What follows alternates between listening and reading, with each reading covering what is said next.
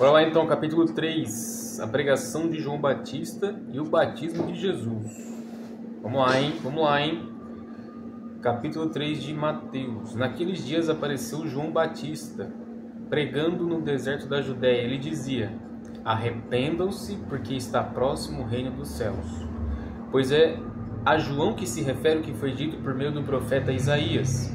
Voz do que clama no deserto, preparem o caminho do Senhor, endireitem as suas veredas. João usava uma roupa feita de peles de camelo e cinto de couro. O seu alimento era gafanhotos e mel silvestre.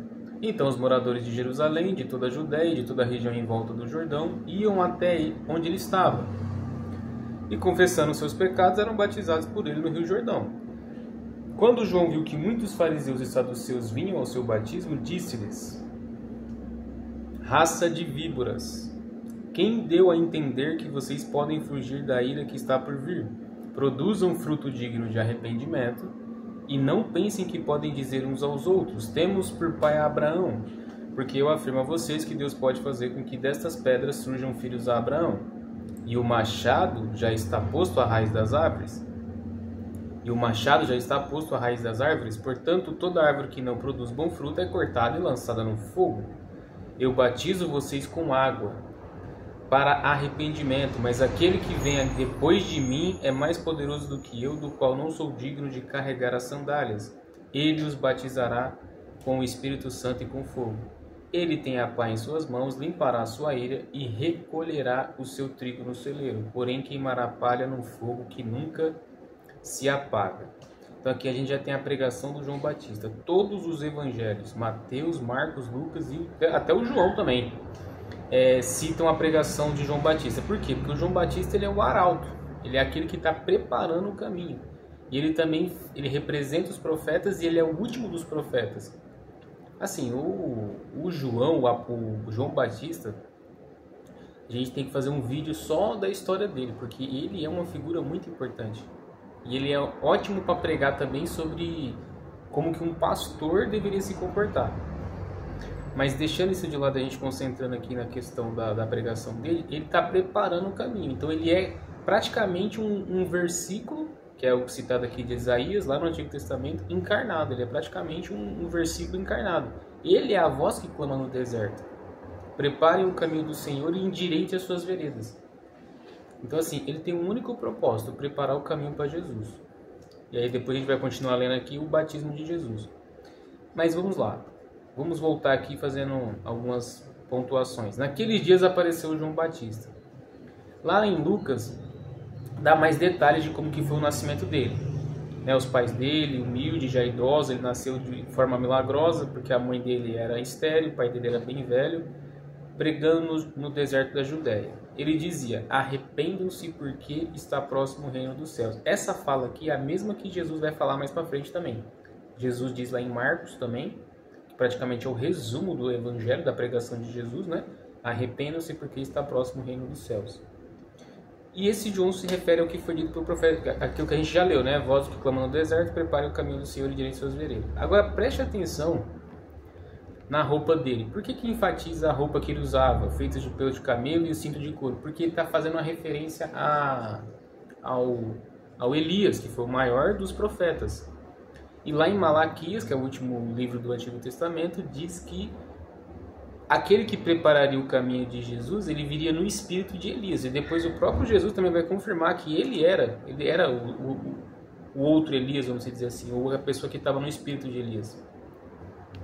Reforçando também a importância do tal do João e também essa questão de estar terminando essa era dos profetas. Por quê? Porque o Jesus já chegou, o Messias já está entre eles ali.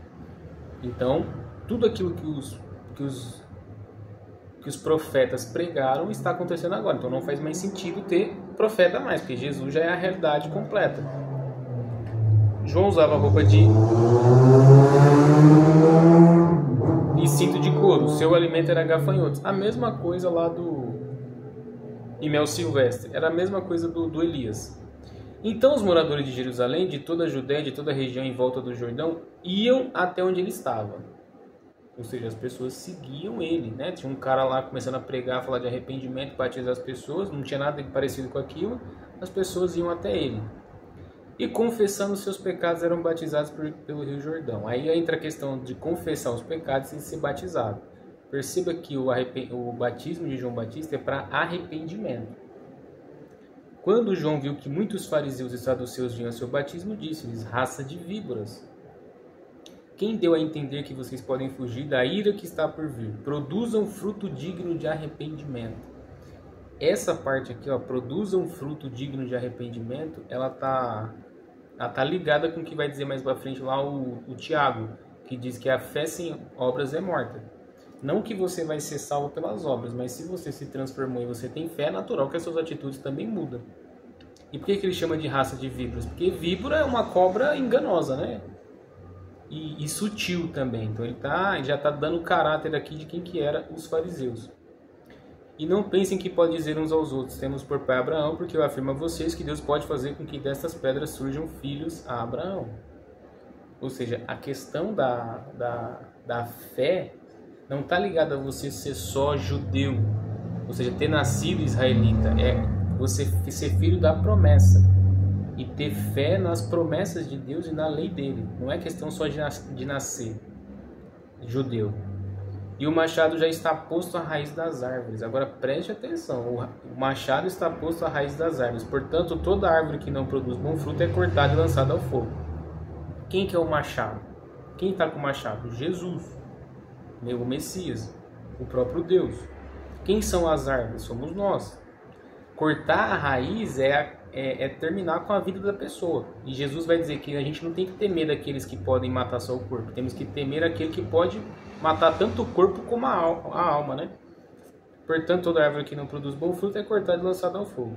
Eu batizo vocês com água. Ele reafirma para arrependimento, mas aquele que vem depois de mim é mais poderoso do que eu, do qual não sou digno de carregar as sandálias. Ele está falando para o público dele aqui o tipo de pessoa que vai vir, que é o Messias, e enfoca o ministério dele. Eu só batizo para arrependimento e só preparo o caminho para ele. Ele os batizará com o Espírito Santo e com fogo. Agora presta atenção, tem um batismo com o Espírito Santo e com fogo, é diferente. Ele tem a pá. A pá vai servir para separar. Limpará a sua eira e recolherá o seu trigo no celeiro, porém queimará a palha no fogo que nunca se apaga. Então o que acontece? No final dos tempos, aquelas pessoas que aceitaram a palavra vão para a eira. Ele vai escolher para ele viver eternamente com ele, que vai guardar. O que um agricultor faz? Ele pega e recolhe o que é bom, ele guarda, e o que é ruim ele queima. Então o batismo com fogo é o fogo eterno, que é preparado para os anjos, lá para quem caiu lá, o Satanás que se rebelou contra Deus e levou 1/3 dos anjos. O inferno é preparado para eles e para essas pessoas que não aceitam a palavra e que não produzem bom fruto, portanto não tem fé. Agora o batismo com o Espírito Santo é para quem aceitou a palavra. E agora o batismo de Jesus. Por esse tempo Jesus foi da Galiléia para o Rio Jordão, a fim de que João batizasse. João, porém, quis convencê-lo a mudar de ideia. Eu é que preciso ser batizado por você e é você que vem a mim? Mas Jesus respondeu: deixe por enquanto, porque assim nos convém cumprir toda a justiça. Até o verso 15 aqui, ó, Jesus não tinha falado nada. A gente já viu o nascimento dele, a pregação de João Batista agora preparando o caminho. A primeira frase dele aqui no livro de Mateus, ou seja, no Novo Testamento, é essa, que já mostra o caráter e o propósito de Jesus.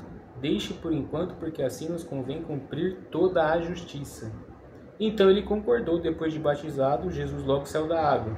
E eis que os céus se abriram e ele viu o Espírito de Deus descendo como pomba vindo sobre ele. E eis que uma voz dos céus dizia: este é meu filho amado, em quem me agrado. Aí tem algumas coisas aqui interessantes. Por que ele se batizou?